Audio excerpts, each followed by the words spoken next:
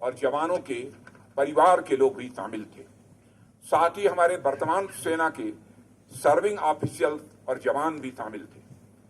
उन सबको मैंने संबोधित किया।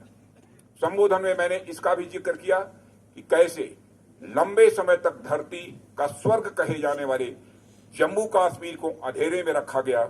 फलस्वरूप यहां आतंकवाद जैसी अनेक समस्याएं पनपी, यहां उग्रवाद पनपा, देश के माथे पर इतना खून बहाया गया जिसके धब्बे हमें आज भी जहां तहां दिखाई दे जाते हैं। साथियों, इन सब के पीछे यदि कारण देखा जाए तो अनेक कारणों के साथ यहां पर बुनियादी सुविधाओं का अभाव यह प्रमुख था। यहां पर लगभग 7 दशकों तक विकास की वह स्थिति नहीं आ पाई जो देश के बाकी हिस्सों में आ गई थी। बुनियादी सुविधाओं का विकास नहीं तो शिक्षा नहीं, स्वास्थ्य नहीं, उद्योग धंधे और रोजगार के अवसर नहीं, और साथ ही साथ समृद्धि भी नहीं। ऐसे में समाज की विभाजनकारी शक्तियों को प्रायः अवसर मिल जाया करता है और वे अपने मंसूबों में सफल हो जाया करते हैं। साथियों, दशकों तक यहाँ के नागरिकों, खासकर बच्चों, महिलाओं और युवाओं की जिंदगी के साथ खिलवाड़ किया गया। उन्हें शिक्षा और रोजगार के मौके उपलब्ध नहीं कराए गए। जिन हाथों में कलम और कंप्यूटर होने थे, उन हाथों में गोले, बंदूक और मोर्टार थमा दिए गए।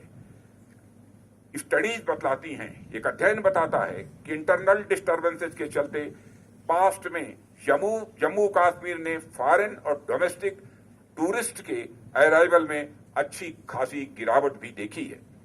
जाहिर है इसका नतीजा केवल जम्मू कश्मीर ही नहीं बल्कि लद्दाख और पूरे राष्ट्र को भी भुगतना पड़ा है। इस इलाके में देश भर से जाने कितने जवानों की जानें भी गई हैं, जाने कितने घर उजड़े हैं, जम्मू और कश्मीर और लद्दाख के अंदर भी और साथ ही साथ बाहर भी। पर मुझे यह कहते हुए बेहद खुशी होती है कि देर आए दुरुस्त आए, देर से ही सही पर जम्मू कश्मीर में भी विकास की धारा अब बह निकली है।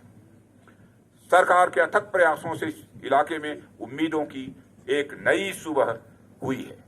मुझे मालूम है कि प्रातःकाल में विकास का सूरज अभी धीरे धीरे चल रहा है, पर वह दिन दूर नहीं जब यह पूरा इलाका विकास की रोशनी से जगमगा उठेगा।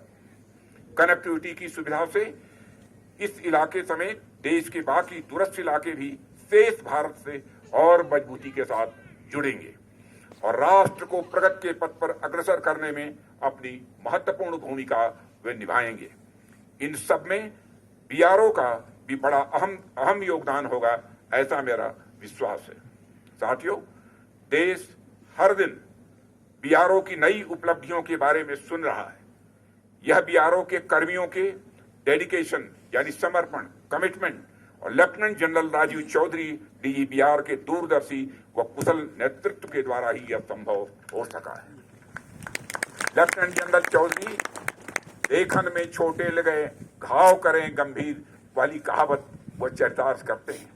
यानी जब से अपने बीआरओ का कार्य संभाला है, मैं देख मित्रों, आज बॉर्डर रोड्स ऑर्गेनाइजेशन द्वारा निर्मित 75 इंफ्रास्ट्रक्चर प्रोजेक्ट्स के साथ उद्घाटन के अवसर पर आप सबसे मिलकर मुझे बेहद खुशी हो रही है।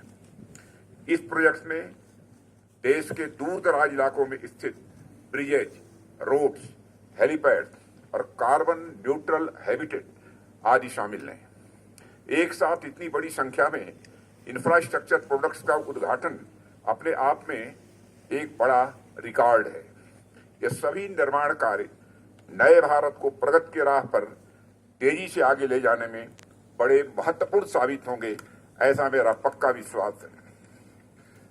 मैं बॉर्डर रोड ऑर्गेनाइजेशन, संबंधित स्थानीय लोगों सहित समस्त देशवासियों को इस अवसर पर हार्दिक बधाई देता हूं और इन सारे प्रोजेक्ट्स को मैं राष्ट्र को समर्पित करता हूं। साथियों, आजादी के अमृत महोत्सव के उपलक्ष्य में राष्ट्र को 75 यानी 75 इंफ्रास्ट्रक्चर प्रोजेक्ट्स समर्पित करना बीआरओ की एक नई सोच, नया उत्साह और देश के प्रति जिम्मेदारी की उनकी भावना को दिखाता है।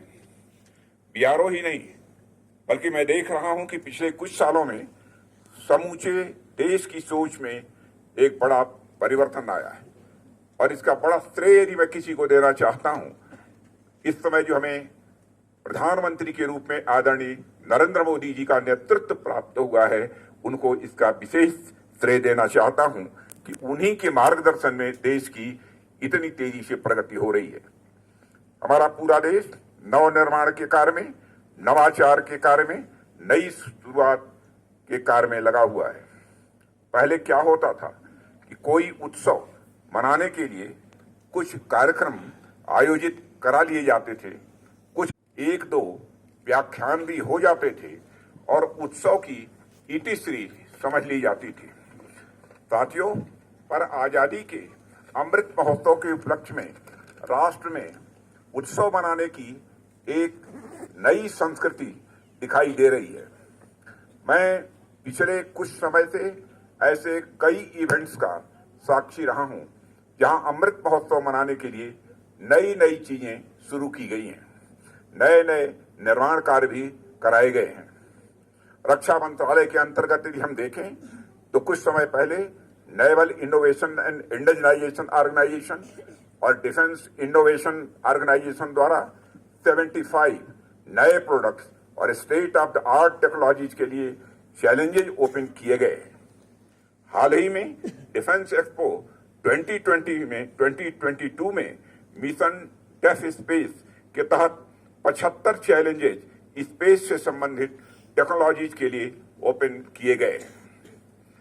साथियों, बीआरओ ने भी कुछ समय पहले 75 बीआरओ कैफे ओपन किए थे, जिसका उद्घाटन मैंने स्वयं किया था, और आज बीआरओ द्वारा राष्ट्र को 75 नए इंफ्रास्ट्रक्चर प्रोजेक्ट्स का समर्पण किया जा रहा है।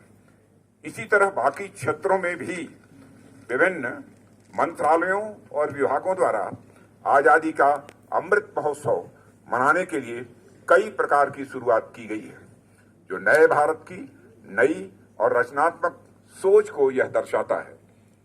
साथियों, देश जब एक नई ऊर्जा, नई सोच और उत्साह के साथ नई यात्रा शुरू कर रहा है, तो निश्चित ही यह दुनिया में अपना एक नया स्थान प्राप्त करके रहेगा, ऐसा मेरा पक्का विश्वास है। और इस यात्रा में बॉर्डर रोड ऑर्गेनाइजेशन की बहुत ही महत्वपूर्ण भूमिका होने वाली है। साथियों, आज जिस श्योक नदी के किनारे हम सब यहाँ पर उपस्थित हैं, मुझे बताया गया है कि इसे रिवर ऑफ डेथ यानी मृत्यु की नदी भी कहा जाता है।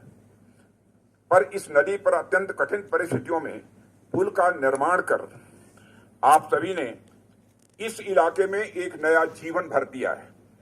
वैसे मानव सभ्यता का इतिहास अगर हम देखें तो पाएंगे कि प्रारंभ से लेकर अब तक मानव का पूरा संघर्ष मृत्यु पर विजय करने के का रहा है, और उसके लिए सतत मनुष्य प्रयत्नशील रहा है। एक तरफ मानव ने मृत्यु को अवश्यंभावी मानकर इसकी अनिवार्यता को, तो यह स्वतः आपकी निष्ठा, समर्पण और कर्तव्य परायणता का यह प्रमाण है। इसके लिए आप सराहना के पात्र हैं। मैं हमारी armed forces, department of defence और एमओडी को भी इन उपलब्धियों के लिए बधाई देता हूं। मैं आप सभी से सदैव नव निर्माण में रत रहने का आह्वान करता हूं। हम सभी हमेशा कुछ नया करते रहें और राष्ट्र को नई ऊंचाइयों पर ले जाएं, यह हमारा उद्देश्य होना चाहिए। अंत में ज्यादा कुछ न कहते हुए मैं एक बार फिर आप सभी को के सम्मिलित प्रयासों की यहां मैं सराहना करता हूं, और मैं इन इंफ्रास्ट्रक्चर प्रोजेक्ट्स के उद्घाटन के अवसर पर आप सभी और समस्त देशवासियों को बधाई देते हुए अपना निवेदन यहीं समाप्त करता हूं। आप सबको बहुत बहुत धन्यवाद।